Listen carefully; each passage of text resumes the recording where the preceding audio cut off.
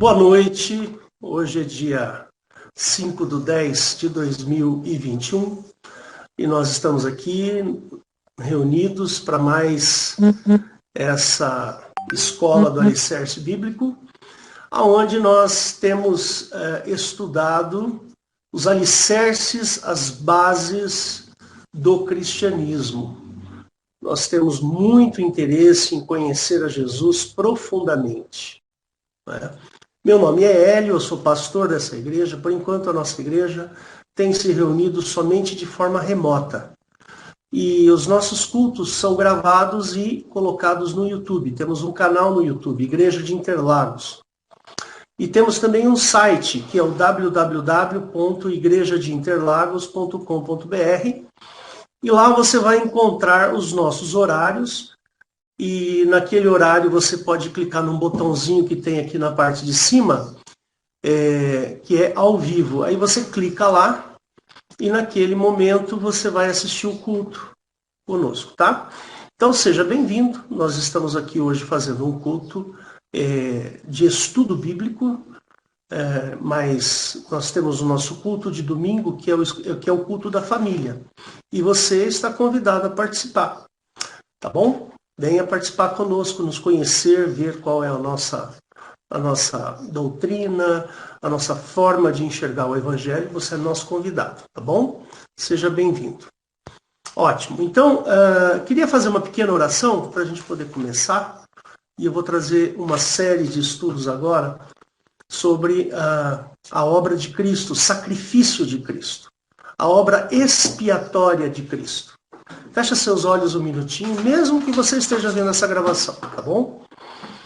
Senhor Jesus, nós te agradecemos por esse momento e pedimos a tua bênção, pedimos a tua orientação, porque nós queremos te conhecer em profundidade, Senhor. Não queremos ser enganados por doutrinas ou ventos de doutrinas, mas queremos conhecer a tua palavra de maneira séria e eficaz. Que o teu Espírito Santo, Senhor, possa gravar em nossos corações a tua vontade, em nome de Jesus. Amém. Muito bem.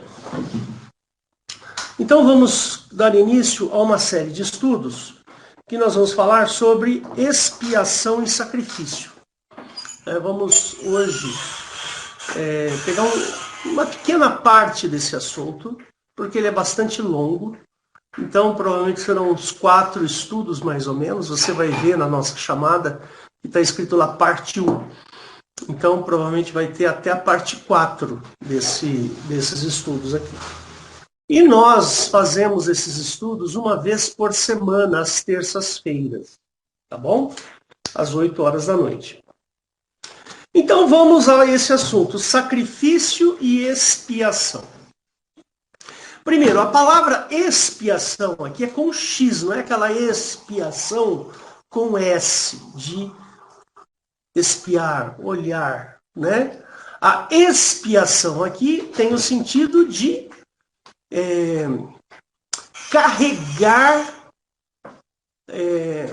carregar uma solução para um erro jurídico. Essa é a ideia de expiação.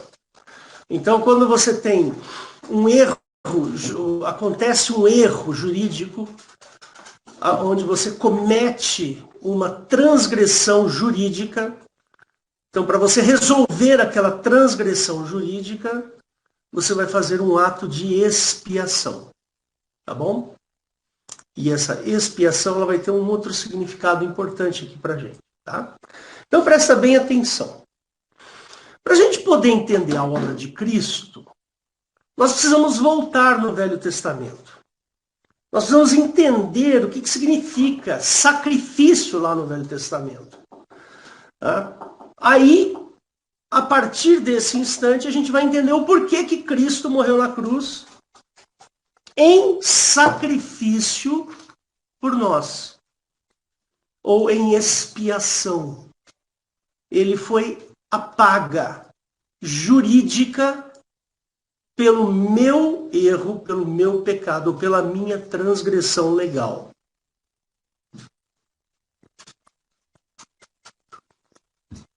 Esse é o significado de expiação. Vocês estão entendendo bem, né? Tá tranquilo, até agora tá tudo bem, né? Então veja só, toda vez que você paga alguma coisa, naturalmente essa paga ela foi feita de maneira sacrificial, né? Ainda que você tenha que, por exemplo, você vai comprar alguma coisa, né? Você vai comprar um bem qualquer, né? Então você vai lá e paga. Aquele dinheiro que você pagou, ele saiu do seu bolso. Mas para ele entrar no seu bolso, você teve que trabalhar. Você teve que ganhar aquele dinheiro de alguma forma. E normalmente é aqui, né, no suor da nossa testa que sai aquele dinheiro. Então, esse ato de pagar, ele é um ato expiatório. É uma paga que você está fazendo, né? Aqui eu estou fazendo só um paralelo, tá? Mas a gente não usa isso no dia a dia para falar dessas coisas, tá? Porém, o ato expiatório, no caso do Velho Testamento, ele existe. Olá, tudo bem? Vou ficar aqui a sua.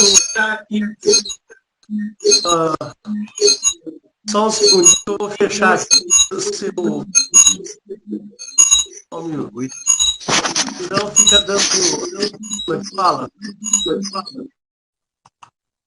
Fica dando microfonia, né? Ah, pronto, fechou. Tá ótimo. Maravilha. Então, como eu estava dizendo, lá no Velho Testamento, né, o povo de Israel, eles foram confrontados com uma lei, a lei mosaica, ou a lei de Moisés, né? E essa lei de Moisés é uma lei muito longa, muito pesada, né? Ela é uma lei que consistia em muitas ordenanças. A gente precisa tomar cuidado que a lei no Velho Testamento, ela não é somente os 10 mandamentos, tá? A lei no Velho Testamento é uma composição, um arcabouço, uma composição de muitas regras e ordenanças. Ó, não faça isso, não faça aquilo, tá certo? Não pode isso, não pode aquilo. Se acontecer isso, tem que fazer aquilo e assim por diante, né? Então, a gente precisa tomar um certo cuidado quando vai falar de lei no Velho Testamento.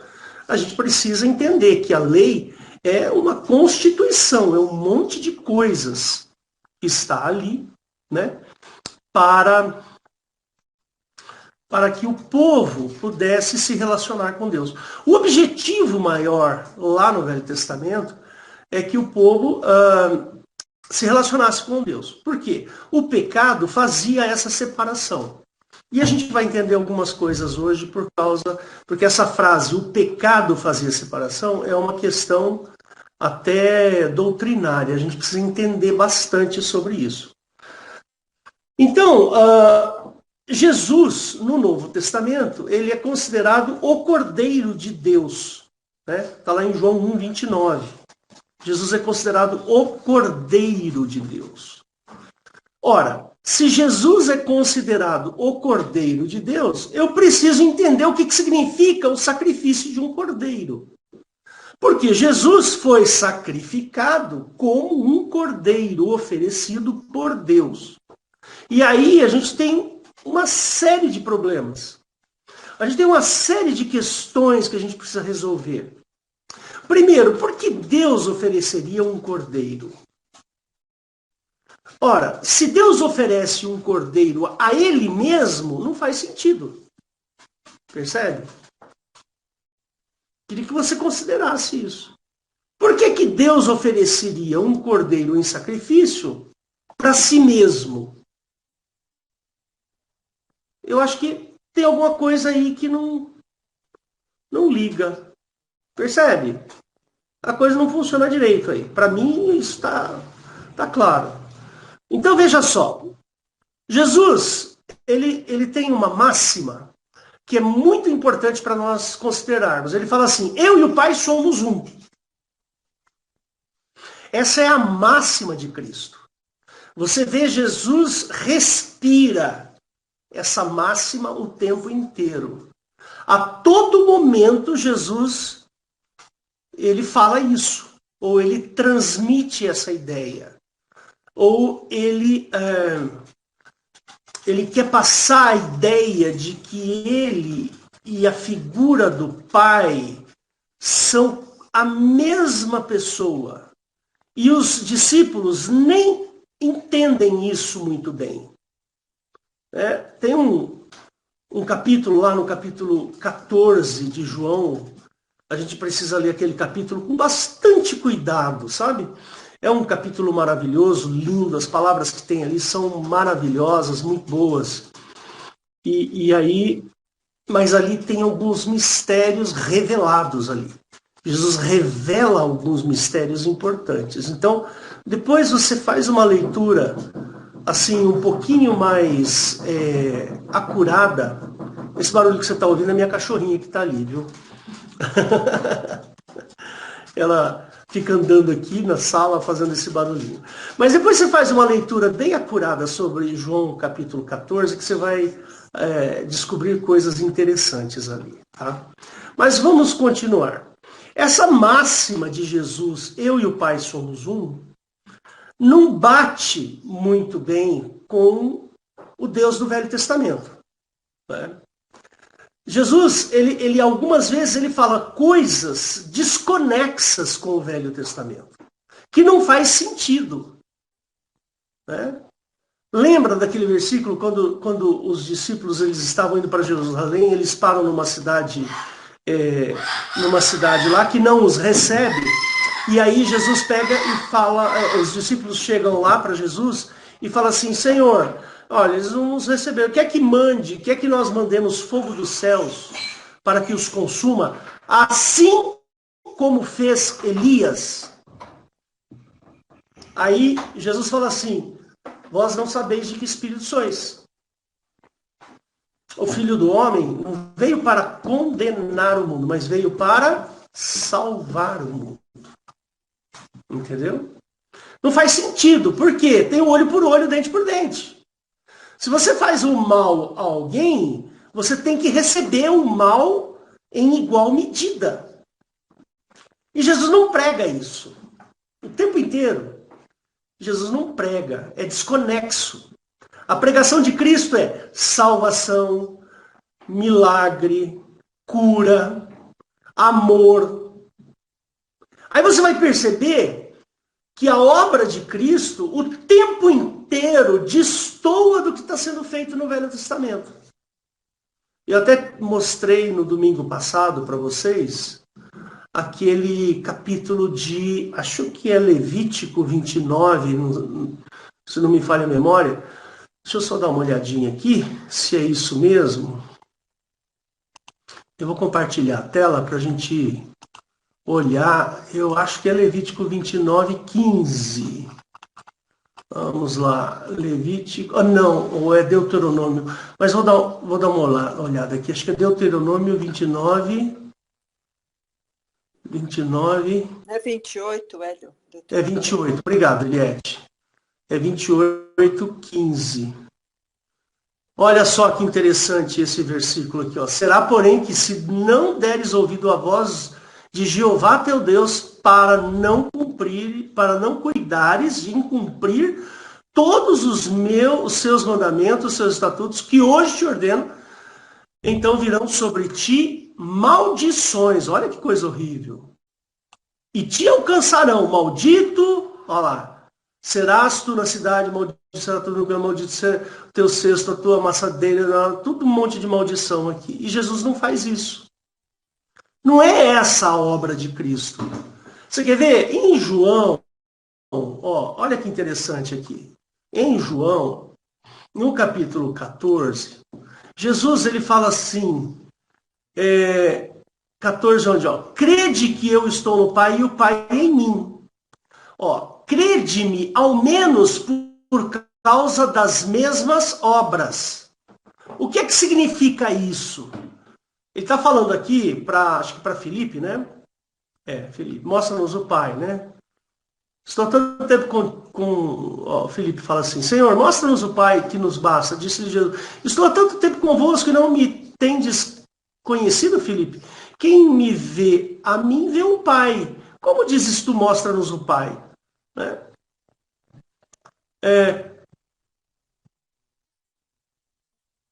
Não crês tu que eu estou no Pai e o Pai está em mim? As palavras que eu vos digo, não as digo de mim mesmo, mas o Pai que está em mim é quem faz as obras. Ó, é o Pai que está em mim quem faz as obras. Que obras? As obras de Cristo. Os milagres, né? O amor de Cristo, todas as coisas que Jesus está ali fazendo, é o Pai que está fazendo. Credes que eu estou no Pai e o Pai em mim? Ao menos por causa das mesmas obras, ou seja, mesmas obras. Eu faço as mesmas obras que o Pai faz. Se o Pai faz maldições, como está lá em Deuteronômio 28, então alguma coisa está desconexa aí. Tem algo desconectado nessa história. Deuteronômio 28, 15. Ó. Então virão sobre ti todas estas maldições e te alcançarão. Quem? Quem são?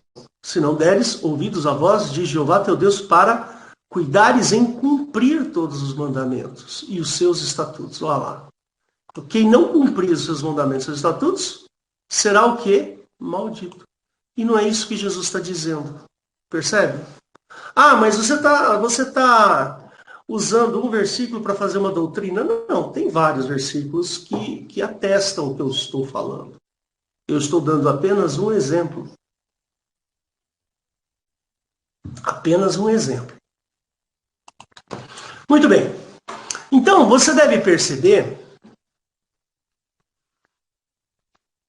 que há uma coisa estranha nessa história aí. Jesus não poderia ser considerado o Cordeiro de Deus. Deus ofereceria um cordeiro, um filho, em sacrifício a si mesmo? Fica aí essa pergunta para você tentar responder. Eu acho que não. Eu acho que, na minha opinião, no que eu entendo por evangelho e o que eu tenho estudado, eu tenho visto o seguinte. Algumas evidências, ou uma grande quantidade que nós temos de evidências, é que o Pai no Novo Testamento é um. Jeová no Velho Testamento é outro. E pior de tudo isso, nós vamos ver isso aqui daqui a pouco também, tá? Pior de tudo isso, lá no Velho Testamento, Jeová tem preeminência sobre a vida do homem. Deu para entender? Então, existe uma questão jurídica entre Jeová e o Pai, em que Jeová detém o poder jurídico sobre o homem. Então, nós precisamos tomar um cuidado com essa minha afirmação. Tá certo? Por quê? Porque não está escrito com estas letras. Mas a obra de Cristo transpira a necessidade de que ele derrube essa jurisdição de Jeová. Percebe?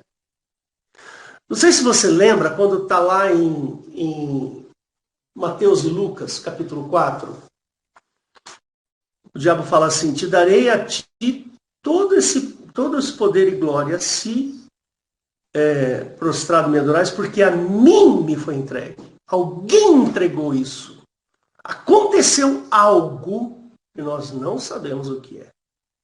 E lá no Velho Testamento, Jeová detém a jurisdição sobre o homem. E Jesus queria tomar esta jurisdição de volta. Jesus precisou se sacrificar para derrubar esta jurisdição que Jeová detinha sobre o homem. E aí, diante desse raciocínio, fica mais fácil a gente entender, por exemplo, quando Jesus fala assim, lá em João capítulo 3, quer ver? Deixa eu colocar aqui, eu não me lembro de cabeça aqui, mas eu vou mostrar para vocês uma coisa bastante interessante.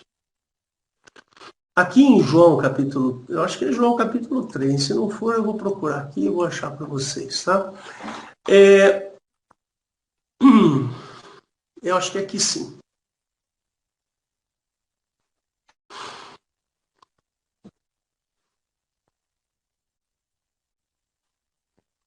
Só um minutinho. Quando ele fala assim, ó, quem crê nele não é condenado. Nele quem? No Filho, Jesus. Quem crê nele não é condenado. Mas quem não crê já está condenado. Percebe? Já está. Não sei se você está entendendo aí. Jesus, ele veio fazer salvação. Por quê? Porque o homem já está condenado. Deus, o nosso Pai, ele não precisa mandar o homem para o inferno, porque aquele que detém a jurisdição sobre o homem já fez isso. Essa é a questão interessante, né? Agora dá uma olhada aqui nesse último versículo. Ele fala assim, aquele que crê no Filho tem a vida eterna, mas aquele que não crê no Filho não verá a vida, mas a ira de Deus sobre ele permanece. Mas que ira de Deus? Que ira de Deus sobre ele permanece? Essa é a questão. Ora, se o Pai é amor, o Pai não tem ira. Então essa ira é o Deus do Velho Testamento, é o Jeová. Que é ele que tem a ira, é ele quem faz as maldições. Muito bem, continuando. Então, essa desconexão, né? Essa desconexão que faz com que Jesus seja o Cordeiro, João 1, verso 29, ele fala assim, né? Acho que quando João, né? João Batista, né? No dia seguinte, João viu a Jesus, que vinha para ele e disse, eis o Cordeiro de Deus que tira o pecado do mundo. João Batista aqui, ele entendeu quem era Jesus. E tem mais um detalhe interessante. Paulo fala que ele só conhece o pecado por causa da lei. Alguém diz para ele que aquilo é pecado. Olha que interessante. Não faz sentido o pai instituir uma lei para que os homens fossem condenados. Aí depois o pai vem e fala assim, nossa, essa lei que eu fiz é muito ruim, gente, o homem vai para o inferno. Deixa eu parar a partilha aqui. O homem vai para o inferno. Então, eu vou fazer o seguinte, eu vou pegar aqui o meu filhinho aqui, que eu gosto tanto dele, e eu vou matar ele para desfazer a minha lei. Gente, balela isso, né? Eu não gosto dessa ideia. Sinceramente, eu fico meio reticente com isso. Bom, muito bem. Então, Jesus é um cordeiro de Deus, e isso significa que ele foi oferecido para sacrifício, atendendo à lei de Moisés. Então, Jesus, ele só é cordeiro para atender à lei mosaica. Ora, se Jesus vai expiar para que a lei mosaica seja atendida, então a lei não faz sentido. A lei, ela só faz sentido para quem comete pecado. E Jesus não comete pecado, então para Jesus a lei não faz sentido. Por isso a lei é fraca. Paulo considera a fraqueza da lei. Entendeu? Então, o Senhor Jesus, quando morre na cruz, ele põe a lei mosaica em revisão. É uma lei que vai ser revisionada. Muito bem. Jesus verteu sangue numa imolação injusta. Ou seja, Jesus foi, de maneira injusta, imolado. Pois não tinha pecado para ser condenado, tornando este sangue o elemento que definitivamente acaba com a lei mosaica. Percebe? E esta morte compra, então, a redenção.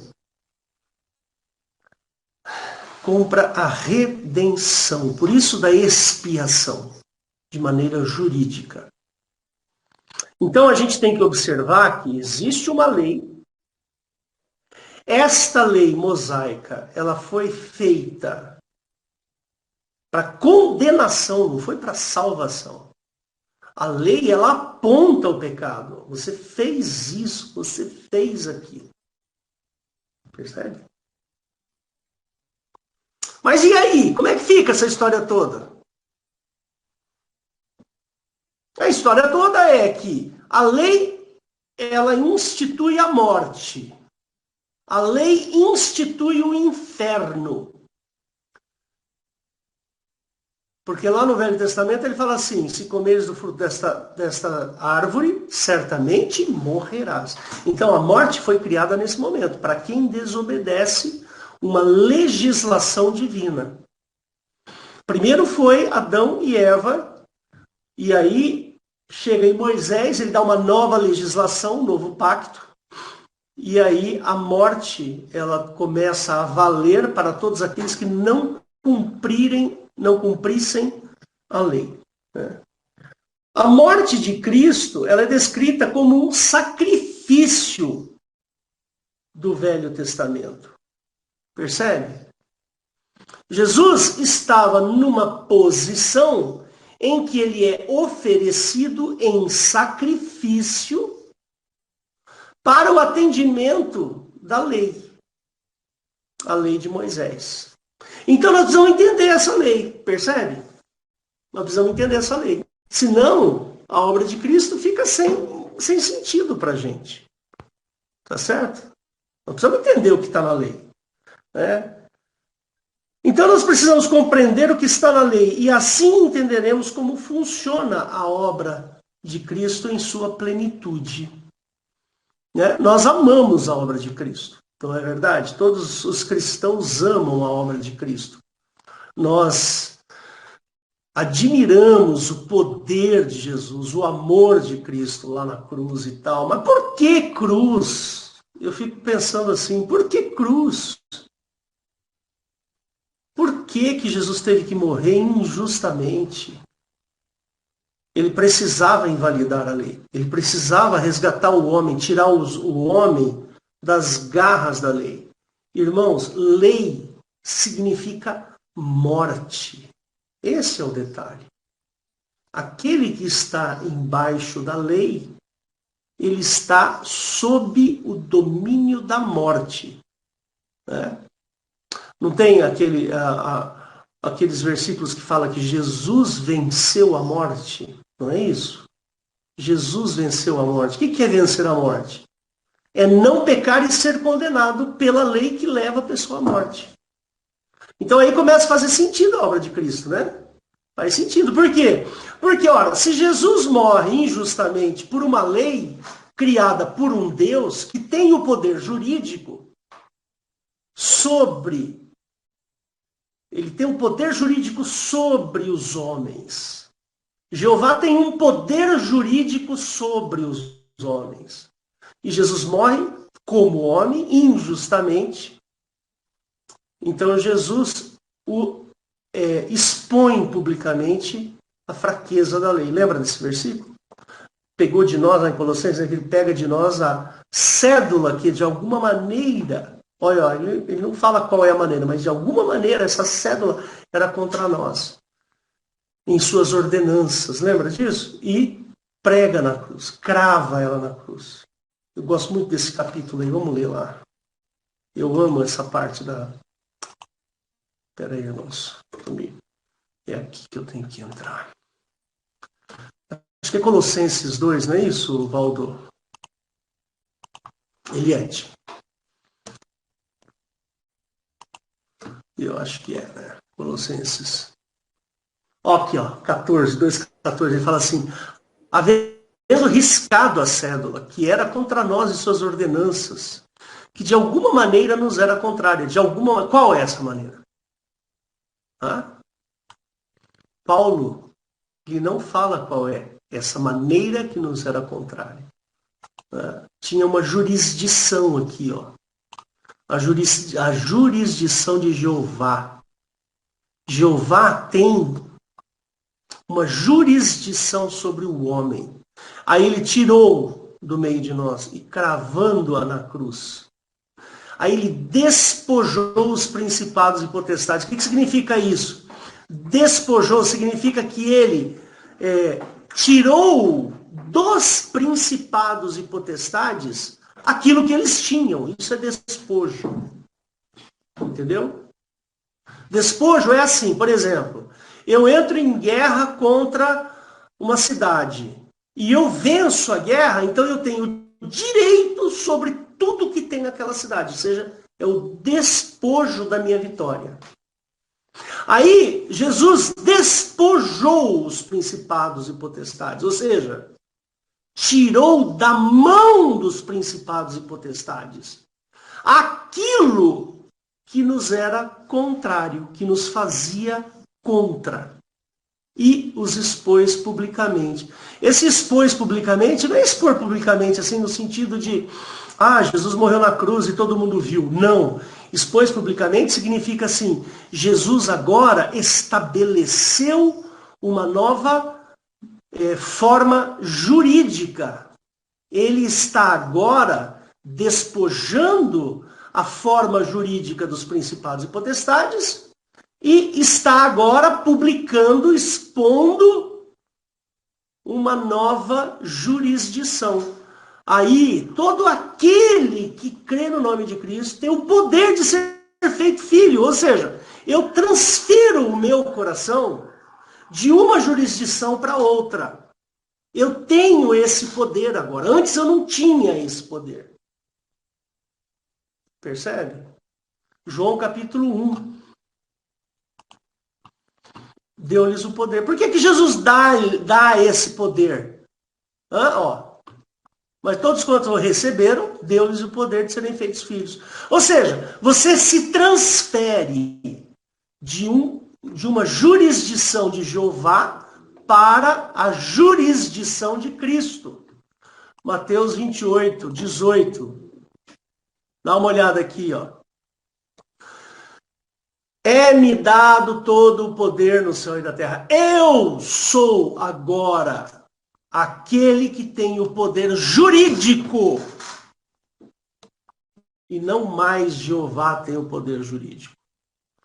Está ficando claro, irmãos, essa história? Espero que esteja ficando claro. Porque é muito estranho, né? A gente começa a ler o Evangelho e a gente vê Jesus... Jesus ele é desconexo do Velho Testamento. Ele teve uma hora que ele fala assim, Mateus capítulo 5, quer ver? Mateus capítulo 5, verso... Peraí que eu anotei aqui. Só um segundo. 27 e 28. Ele fala assim, ouviste o que foi dito aos antigos. Ouviste o que foi dito aos antigos. Ouvistes o que foi definido na lei. Não cometerás adultério. Não é assim? Não é assim que está lá em Êxodo 20? Eu, porém, vos digo, olha aqui, eu agora vou definir para vocês uma nova jurisdição. Eu estou dizendo que agora, comigo, eu vou derrubar esta lei e vou te dar uma nova jurisdição, vou te dar um novo arcabouço legal.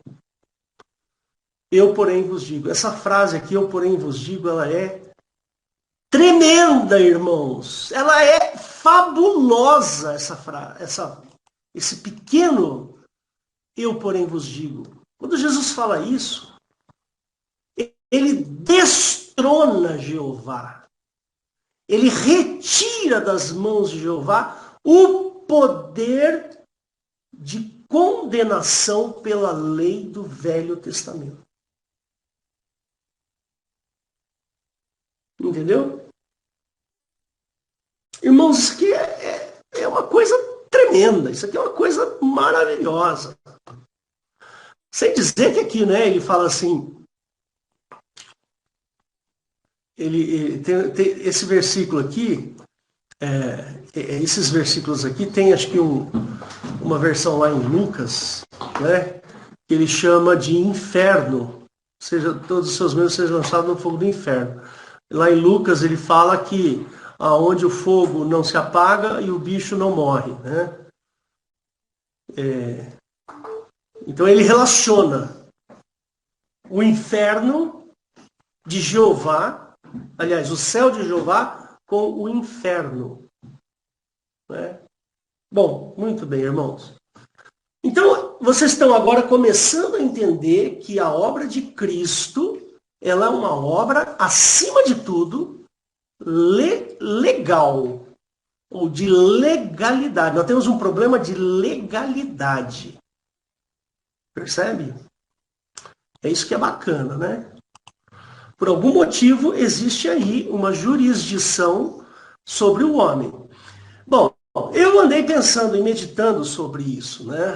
E eu andei pensando um pouco sobre isso. Por que que Jeová tem jurisdição sobre o homem? Lembra que a gente leu agora lá em Colossenses? De alguma maneira, né, nos era contrária. Então, se você olhar lá no Velho Testamento, lá em Gênesis, capítulo 1, capítulo 2, aí você vai perceber que quem cria o homem, quem cria a Terra, o mundo, os planetas, esse universo material, é Jeová. Ora, se nós somos criaturas de Jeová, então ele tem o poder sobre nós. Percebe? Essa é a questão. O pai não fez isso. Ora, se o pai não fez, Jeová quem nos fez, né? E essa minha afirmação, queridos, é uma afirmação profunda e meditada.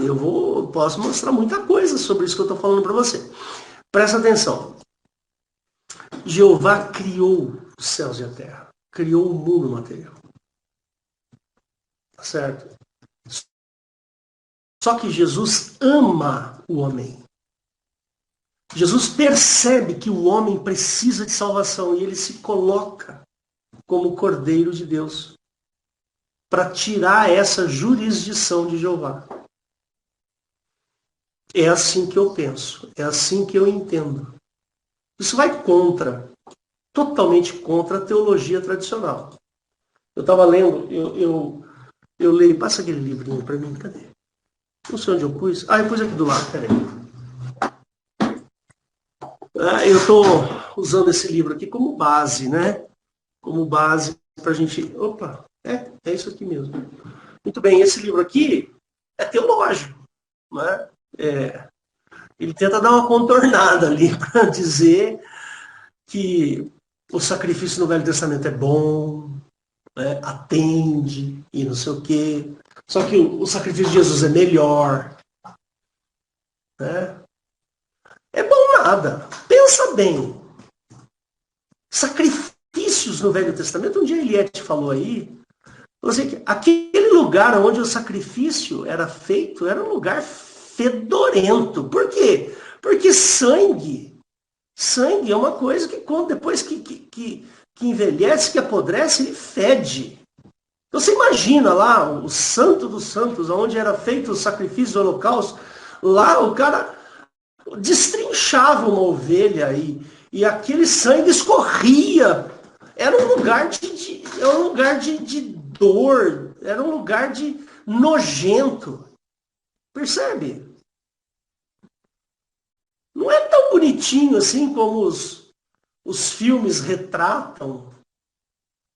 Tanto é que uma mulher, quando ela era... A Eliette sabe bem dessa história aqui, eu não vou lembrar agora. Mas Eliette, ela falava assim que a mulher, quando... acho que estava em dúvida, né, se ela era... É isso, Eliette? Quando existia uma suspeita se ela era fiel ao marido ou não, ela tinha que comparecer perante ao sumo sacerdote e ele raspava aquela imundícia do chão, né, do local do sacrifício dos animais, Fazer o colocava su- um jarro d'água e fazia ela beber. Se ela ficasse doente é porque ela era culpada e ela era adúltera, tinha que morrer. E se ela ficasse sã é porque ela não era culpada e podia continuar vivendo, que não era adúltera. chega a ser cômico Isso está dentre os 613 estatutos, né, da lei. da lei. Então, irmãozinhos, pensa bem. Vamos pensar bem nessa história aí. Que coisa estranha. Jesus sabia disso. Jesus conhecia essa história muito bem. Né? Era uma coisa grotesca, né? Grotesca. Muito bem. A jurisdição de Cristo, ela só serve para aqueles que creem na obra dele. Percebe? Por isso que ali no começo de João ele fala assim, eu lhes o poder de serem feitos filhos. Tá certo? Então, quando ele conversa ali com Nicodemos no capítulo 3 de João, ele fala assim, Nicodemos, aquele que não nascer de novo não pode ver o reino de Deus. Ou seja, você precisa sair, transferir a sua jurisdição. Você precisa sair da cidade do inferno, do diabo, da morte e passar para a cidade de Deus. Né? Para o reino de Deus. De que maneira? Crendo que eu, Jesus, posso tirar você dessa jurisdição. Tá certo? Então, irmãos, nós vamos fazer isso agora. Nós vamos estudar a fundo esse detalhe. Nós vamos estudar a fundo essa questão dos sacrifícios. Quero deixar para vocês hoje uma tarefa. É uma tarefa até interessante, que vocês leiam Levítico, do capítulo 1 ao capítulo 7. Tá bom? Quero que durante essa semana vocês façam a leitura, tá bom? Muita coisa ali vocês não vão entender, justamente porque é uma linguagem do Velho Testamento. Mas eu peço que vocês leiam com paciência Levíticos do capítulo 1 até o capítulo 7, para a gente poder entender o que é sacrifício. Por que Jesus teve que ser sacrificado? Quais são as prerrogativas de sacrifícios que Jesus deveria atender? Percebe? Jesus era profundo conhecedor da lei. Ele dá demonstração disso em Lucas capítulo 4. Ele é profundo conhecedor da lei. E aí, quando Jesus arquiteta a sua obra redentora, ele então precisa atender aos requisitos que está em Levítico capítulo 1 até o capítulo 7. Tá ok? E assim, então, nós vamos encerrar hoje, tá bom? Vamos encerrar aqui. Isso aqui foi só um prólogo. Foi só assim uma introdução do que nós vamos falar daqui para frente. Então, eu quero que você se dedique a entender isso daí. É fundamental você se dedicar a esse entendimento. Porque a obra de Cristo, ela é muito maior do que a teologia prega. A obra de Cristo, ela é muito maior do que as igrejas fazem por aí. A obra de Cristo, ela precisa ter este valor profundo dentro de nós. Senão nós vamos transformar o cristianismo numa religiãozinha. Uma religiãozinha mequetrefe, que você vai no fim de semana, que você dá lá a sua oferta, dá lá o seu troquinho, o seu dinheiro, ajuda a limpar o chão da igreja de vez em quando, e aí você se sente completo, se sente realizado, porque eu sou um bom cristão. Jesus, a obra de Cristo é muito mais do que isso, meu irmão. A obra de Cristo é muito mais do que um pensamento simplório. Simplória. A teologia, ela é simplória. A teologia, ela atende às necessidades de uma religião fraca. É isso que a teologia faz. A teologia não está interessada em dar a dimensão da obra de Cristo a que Cristo merece. Tá ok?